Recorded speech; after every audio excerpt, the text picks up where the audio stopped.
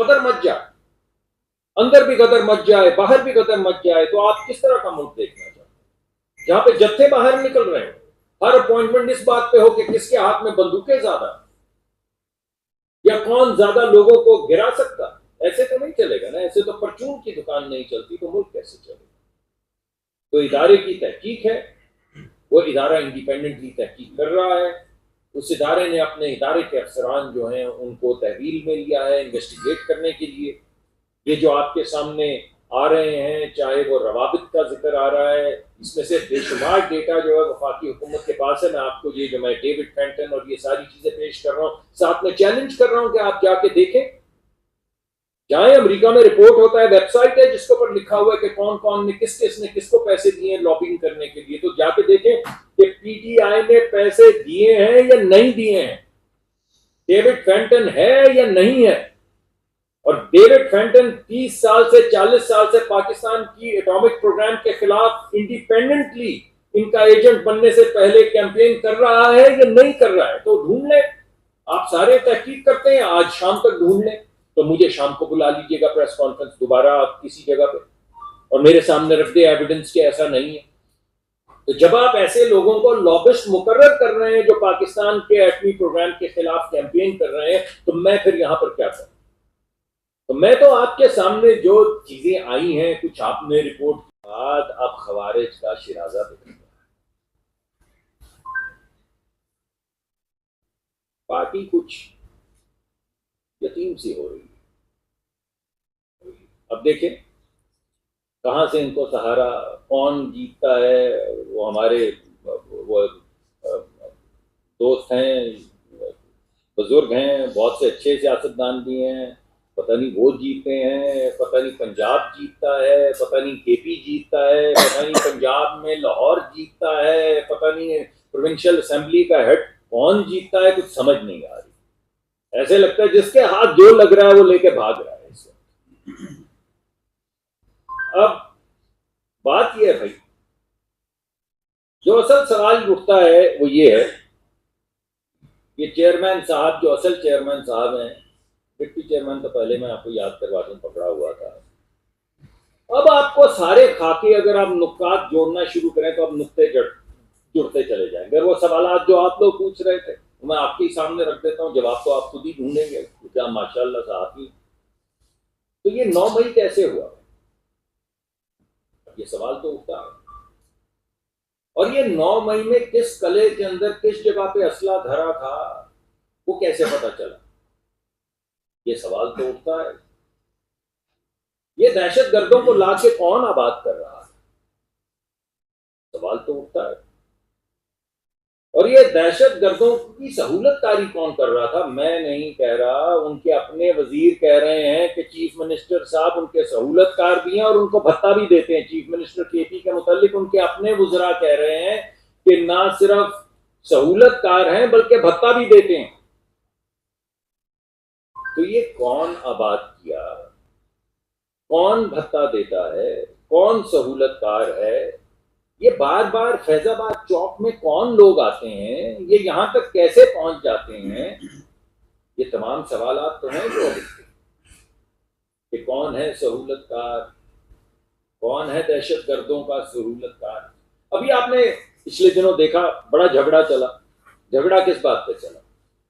Operation نہیں کرنے دیں گے، آپریشن نہیں کرنے دیں گے، چلیے مت کیجیے، صوبائی جو تحفظ ہے وہ آپ کی ذمہ داری ہے بھائی، آپ آپریشن نہیں کرنے دیں گے تو ہمیں بتائیے کہ پھر کیا کریں گے؟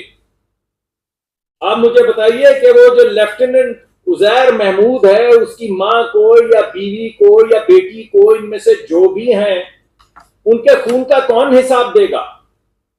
یہ حوالدار مدثر جو ہیں ان کے خاندان کو کون جواب دے گا؟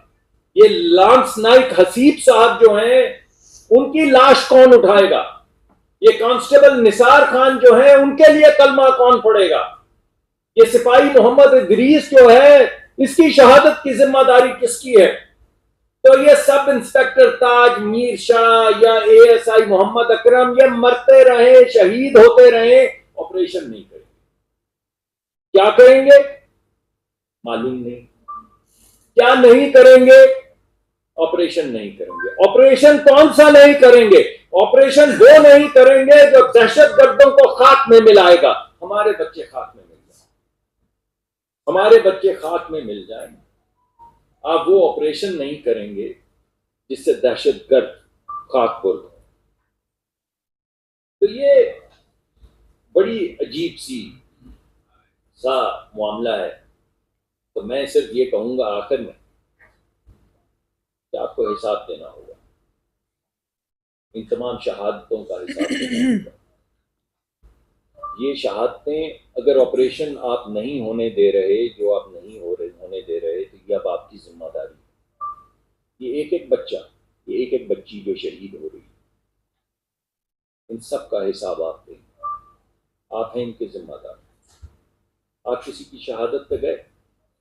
آپ میں سے کسی نے دیکھا وزیر اعلیٰ کو جاتے کسی شہید کے جنازے میں شریک ہوتے، کسی کو گلے لگاتے، کسی جگہ پہ بیٹھ کے روتے؟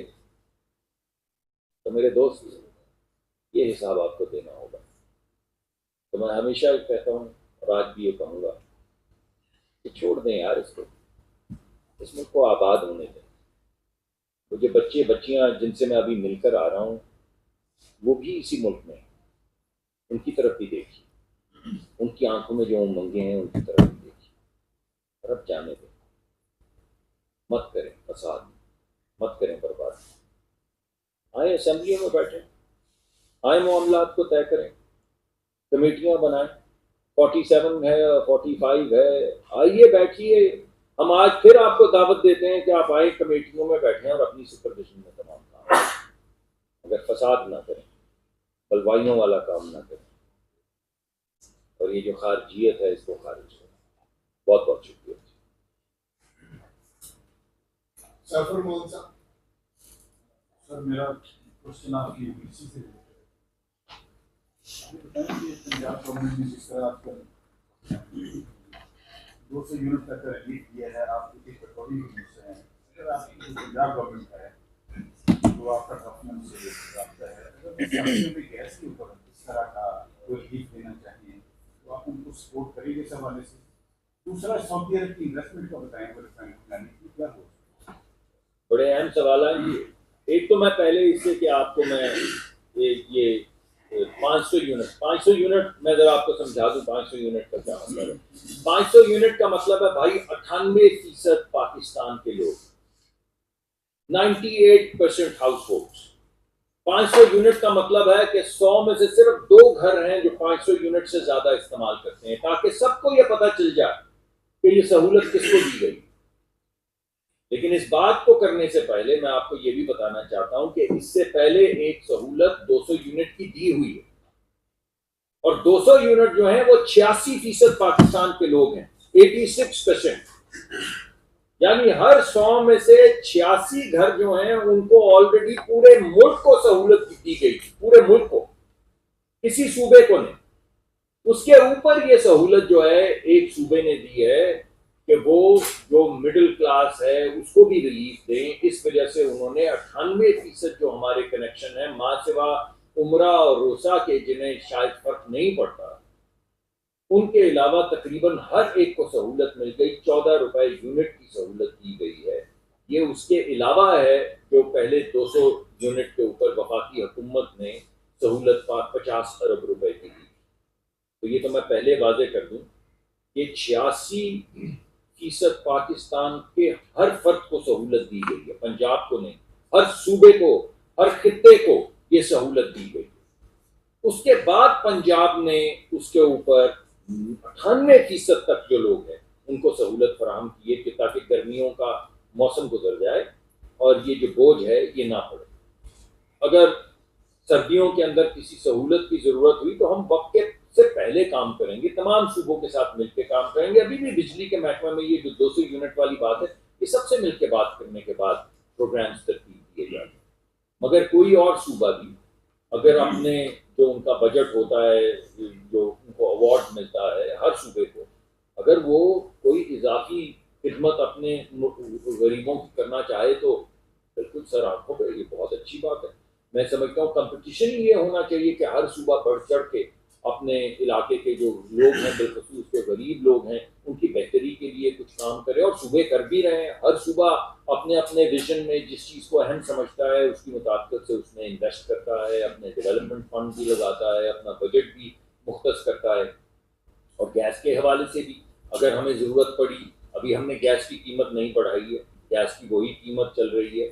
ان سردیوں میں انشاءاللہ دسمبر جنوری تک وہی قیمت چلے گی، کیونکہ اب اگلی جب آئے گی ہمارے پاس نئی ریونیو ریکوائرمنٹ جس کو ہم کرٹیل کرنے کی کوشش کر رہے ہیں تاکہ بوجھ نہ پڑے اضافی، تو اس وقت فیصلہ کریں گے. اور اگر کوئی سہولت دینے کی ضرورت پڑی تو تمام صوبوں سے مشاورت کریں گے، انہیں ساتھ لے کر چلیں گے، اور کوئی اگر ضرورت پڑی تو کریں گے. ورنہ ہمیں لگتا ہے یہ ہماری خواہش اور کوشش یہ ہے کہ ضرورت نہ پڑے، یعنی ہم اس کی گیس کی قیمتیں فردر بڑھنے نہ دیں. سہیل احمد صاحب، نہیں بڑھی. ابھی اس دفعہ ہم نے گیس کی قیمتیں نہیں بڑھائی ہیں. جو پچھلا ٹیرف تھا جو ہمیں ریکمنڈیشن آئی ہے، پچھلا ٹیرف ہی چل رہا ہے، اس ٹیرف میں کوئی اضافہ نہیں کیا گیا. ملک صاحب آپ کی بڑی جاندار وعدہ کا ایک دفعہ آج آپ نے شہداء کے بارے میں بڑی جاندار طریقے سے بات کی، آپ ان کے نیمز بھی معلوم ہیں اور بھی بہت میں نے کہا اور بھی بہت سے شہید ہیں، میں نے تو کچھ کا نام لیا. یہ ہے کہ لاسٹ 4 months میں کتنی کیجویلٹیز ہیں ہماری شہداء کی، آدمی پرسنل کی، اور کتنے ٹیررسٹ ہم نے مارے ہیں؟ یہ ہم نے میرے پاس ایگزیکٹ نہیں، کیونکہ یہ زیادہ تر یہ تمام معاملات جو ہے منسٹری آف انٹیریئر ڈیل کرتی ہے. میں تو جو ہمارے سامنے بھی پچھلے دنوں جو رپورٹ ہو رہے ہیں شہداء ان کے نام، میری تو خواہش یہ تھی کہ ان کی بچیوں کے نام اور ان کی والدہ کے نام بھی میں آپ کے سامنے پیش کروں. مجھے وہ انفارمیشن مل نہیں سکی، لیکن میری یہ خواہش ہوگی کہ جب میں آپ کے پاس آؤں اور تھوڑی سی تحقیق کر پاؤں تو آپ کو نظر آئے کہ جس بندے کی جب میں آپ کو کہتا ہوں لیفٹیننٹ عزیر، تو اس کی بیٹی کا نام کیا آپ کو پتہ چلے تاکہ آپ کو آپ کی بیٹی دکھے.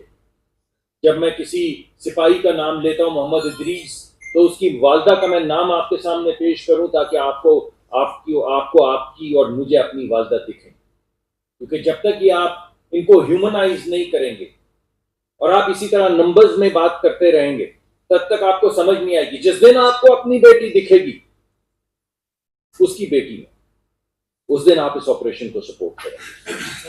جس دن آپ کو اس کی ماں دکھے گی اپنی والدہ میں، اس دن کے بعد آپ پھر ان کو دوبارہ آباد نہیں کریں گے، ان کو دوبارہ آباد نہیں ہونے دیں گے. اس وجہ سے میرے پاس نمبرز نہیں ہیں، لیکن میں اگلی مرتبہ آپ کو منسٹری آف انٹیریئر سے یہ تمام نمبرز لے کے کہ ہمارے شہداء کتنے ہیں اور کتنے لوگوں کو جہنم رسید کیا گیا ہے، یہ میں آپ کے سامنے لے کر حاضر ہوں. میں آتا ہوں.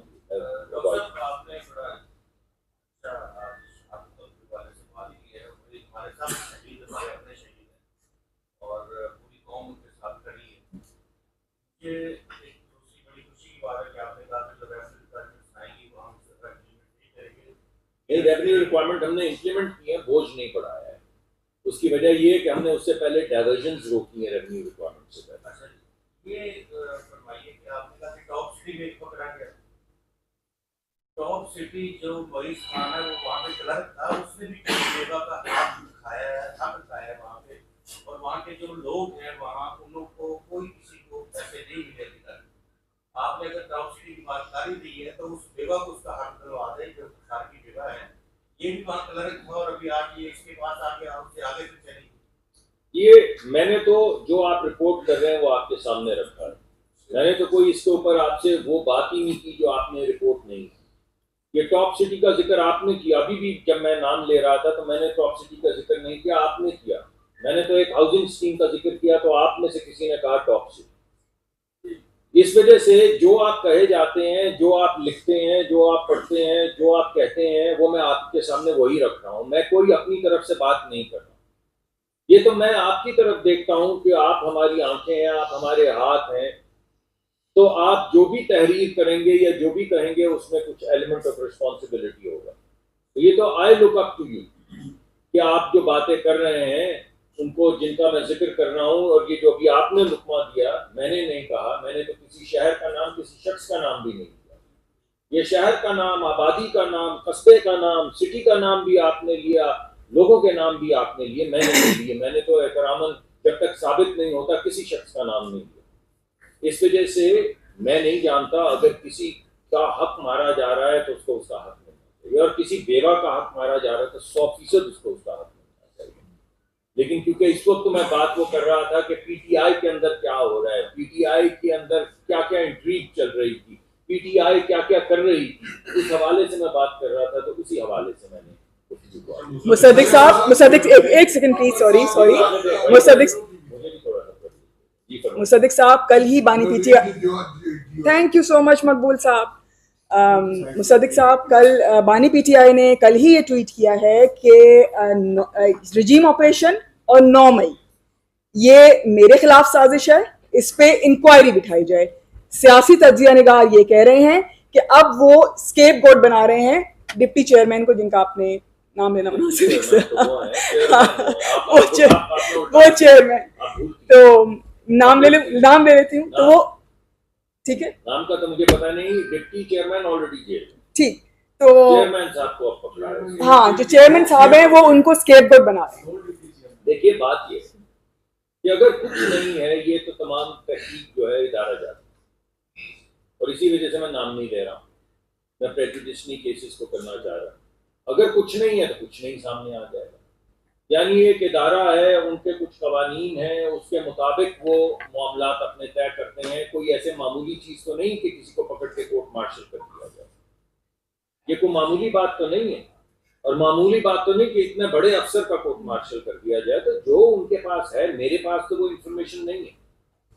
اگر ادارہ جو یہ فیصلہ کر رہا ہے کہ یہاں پر کچھ ایسا ہوا ہے جس کے جواب میں کورٹ مارشل ہونا چاہیے، تو وہ کر رہا ہے کورٹ مارشل اپنے قوانین کے مطابق. ایسے ہے جیسے وہ بے نظیر کی شہادت کے متعلق آخر میں ایسا لگتا تھا کہ انہوں نے غالباً خود ہی شہید ہو گئے.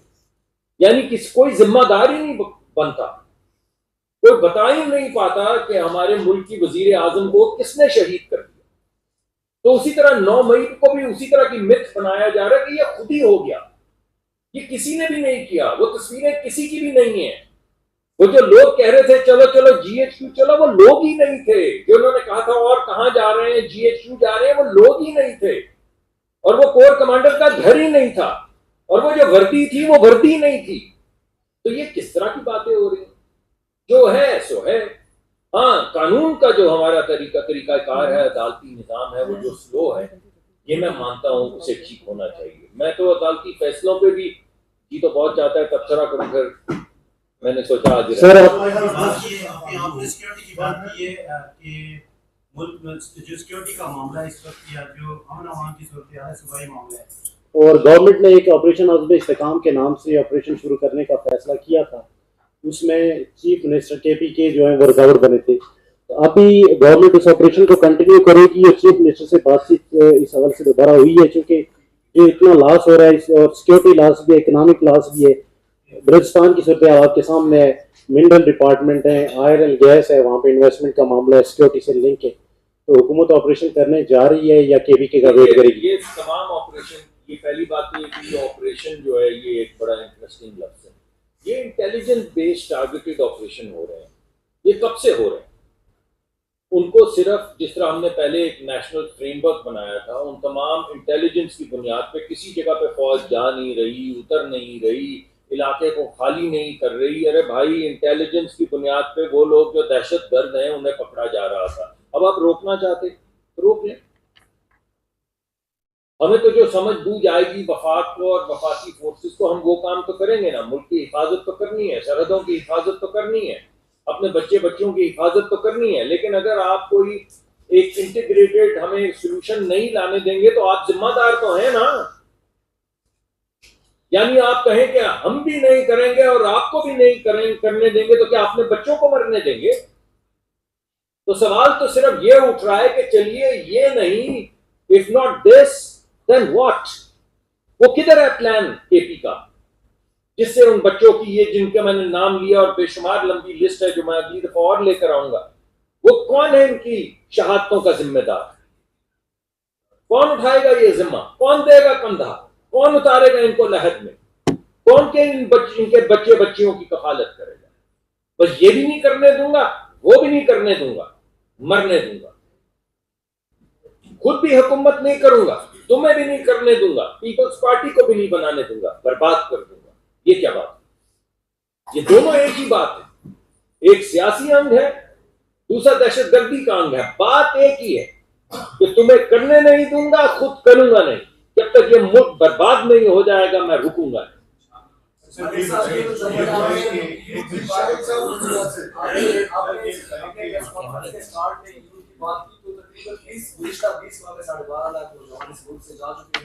और 45 लाख नौजवान जिनकी एज 15 से 24 साल के दरमियान है वो इस वक्त बेरोजगार है। तो आपकी हुकूमत ने उनके लिए क्या ठोस इकदाम किए? एक दूसरा सवाल ये है सर, ये भी आपने पीटीआई को खवारिश करार दी और साथ आप कह रहे हैं हमारे साथ में, तो क्या हुकूमत यार फसाद रोकने की कोशिश कर रहा हूँ भाई, कह रहा हूँ फसाद ना कर यार, इतनी सी बात है। चल काट दे, जो आपको मेरा लफ्ज पसंद नहीं है उसे काट दें, और यार फसाद ना करें, बस नफरत ना फैलाएं, फसाद ना करें, तारीकी की ना उम्मीदी की बात ना करें। यानी इस मुल्क में इस वक्त मैं अंदाजा लगा रहा हूँ 120 मिलियन 12 करोड़ बच्चे बच्चियां हैं जो 19 साल से कम। 12 करोड़ कितने गए हैं? 12,000 नहीं, 12 करोड़ बच्चे बच्चियां इस मुल्क में इस वक्त मौजूद हैं। जरा 5-6 साल और आगे जाएं, 24-25 तक आए तो ये 60-70% हो जाती है। तो इधर है मौजूद यार, देर ओके। आप जाएं उनसे, आप किसी को बाहर जाते को तो पूछ ले, मैं आपके सवाल का जवाब दूंगा, मैं आपके सवाल का यकीन माने दूंगा। जो बाहर जा रहे हैं उनको तो आप बेशक गिन लें, उनको इंटरव्यू कर लें। जो यहाँ है, बात यह है कि ये जो हम फैला रहे हैं आवाज के, इस मुल्क का कोई बच्चा इस मुल्क का मुस्तकबिल नहीं, ये कह रहे हैं। इस मुल्क में कोई नहीं रहना चाहता बच्चा, ये कह रहे हैं। किसी को इस मुल्क की परवाह नहीं, ये कह रहे हैं। जहां से मैं आया वहां पे तो बच्चे ये नहीं कह रहे थे। वो तो ये कह रहे थे कि हम कर सकते हैं, हम कर सकते हैं, हमें मौका दो, हमें लेवल प्लेइंग फील्ड दो, हमारे लिए रास्ते से हट जाओ, हम कर सकते हैं। अब हम क्या कर रहे हैं, जो आपका अहम सवाल है।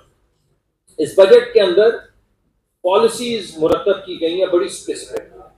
मैंने पहले भी आपको बताया, दही इलाकों के लिए अलहदा स्ट्रैटेजी बनाई गई है, शहरी इलाकों के लिए अलहदा स्ट्रैटेजी बनाई गई है। पहले दही इलाके की बात कर लेते हैं। दही इलाकों में 50% आबादी पाकिस्तान की रहती है, 50 से ज्यादा।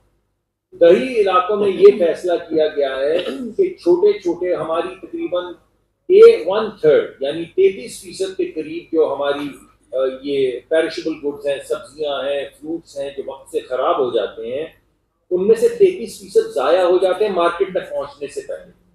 तो ये फैसला किया गया है कि बड़े बड़े इंडस्ट्रियल पार्क नहीं बनाए जाएंगे, गांव के इलाकों के अंदर ही छोटे छोटे फार्म्स बनाए जाएंगे, और वहां पे ये तमाम जो आपके चीजें जो जाया हो जाती हैं, बेर हैं या आड़ू हैं या दीगर जो फल हैं या सब्जियां हैं, उनके लिए पल्पिंग के लिए कारखानों के कर्जे दिए जाएंगे, ताकि वही लोग जो उस इलाके में रहते हैं, वही लोग जिनकी अपनी फसलें हैं, वो वहाँ पे छोटे छोटे कारखाने लगाएं, कोई जैम लगाए, कोई पल्प बनाए, कोई कोल्ड स्टोरेज लगाए, कोई कोल्ड ये वैल्यू चेन, जो कोई ट्रांसपोर्टेशन चेन होती है, क्योंकि ये चीज़ें ट्रांसपोर्ट भी नहीं हो सकती अगर एयर कंडीशन ना हो। तो उनके लिए जो बच्चों को बच्चियों को पैसे चाहिए वो फराहम किए जाएं। तो एक तरफ तो इंडस्ट्री ये एग्रीकल्चरल ज़रई पैदावार बढ़ाई जाए, उसके लिए पैसे मुख्तस किए गए हैं। ज़रई कर्जे जो हैं उनके लिए पैसे मुख्तस किए गए हैं, और दूसरी तरफ उसको उन्हीं ज़रई जो पैदावार है उसको पल्प में, जैम में तब्दील करके, ताकि इंटरनेशनली वो एक्सपोर्ट भी हो सके, मार्केट तक भी पहुंच सके, ज़ाया भी ना हो, वो पैसे मुख्तस किए गए। ये है हमारी स्ट्रैटेजी दही इलाकों के लिए। अब इसके अंदर ट्रैक्टर भी हैं, इसके अंदर कर्जे भी हैं, और आपको मैंने पिछली दफा नंबर्स दिए थे कि कर्जे ज़रई कितने बढ़ गए हैं, ट्रैक्टर 50% बढ़ गए हैं, पैसे जा रहे हैं तो बढ़ गए हैं ना, पैदावार हो रही तो बढ़ गए हैं। इसी वजह से 6.4% तरक्की की शरह है दही इलाकों में। शहरी इलाकों में छोटे छोटे कारोबार करने के लिए 10-20 लाख का, 25 लाख का, 40 लाख का कारोबार करने के लिए جتنے ہمارے یہ بچے بچیاں جنہیں آج میں مل کر آیا ہوں ان کے لیے ایس ایم ایز کو قرضے دینے کے لیے پابند کیا گیا ہے بینکوں کو. اور اس وقت ہمارے جو وزیر ہیں انہوں نے بتایا ہے کہ ایک انسینٹو اسکیم بھی اسٹیٹ بینک لے کر آ رہا ہے اور اس کے اوپر باقاعدہ ان کو سپروائز بھی کر رہا ہے کہ یہ نہ ہو کہ وہ بات کرتے رہیں اور قرضے نہ دیں. تو ہمارے شہری علاقوں میں 2 اسٹریٹجیز ہیں. ایک جو چھوٹے کاروبار کرنے کی اسٹریٹجی, کسی نے دکان کھول لی, کسی نے چھوٹا ورک شاپ کھول لی, کسی نے کاروبار شروع کر لیا. اور دوسرا جو بڑا تھرسٹ ہے وہ آئی ٹی کی تعلیم کا ہے کہ لاکھوں بچے بچیوں کو تعلیم دی جائے گی مشین لرننگ اور اے آئی میں. اس کے نتیجے میں ہوگا یہ کہ ایون وہ بچے جن کا آپ ذکر کر رہے ہیں, اور ہمیں کچھ اس سے ہے نہیں ایسا کہ لوگ بچے باہر نہ جائیں, ضرور جائیں, پڑھنے کو بھی جائیں, کام کرنے کو بھی جائیں, لیکن جو بچے پوری دنیا کی جو ویلیو چینز ہے ان میں کام کرنا, وہ کام جو امریکہ میں ہو رہا ہے وہ پاکستان میں بیٹھ کے, امریکہ میں جا کے بھی تو بھائی کام کریں گے نا, تو اگر وہی کام یہاں پر پاکستان میں ہو جائے تو کیا حرج ہے. تو ہم اس کے لیے کام کریں. مجھے اب جانا ہوگا, میں معافی چاہتا ہوں.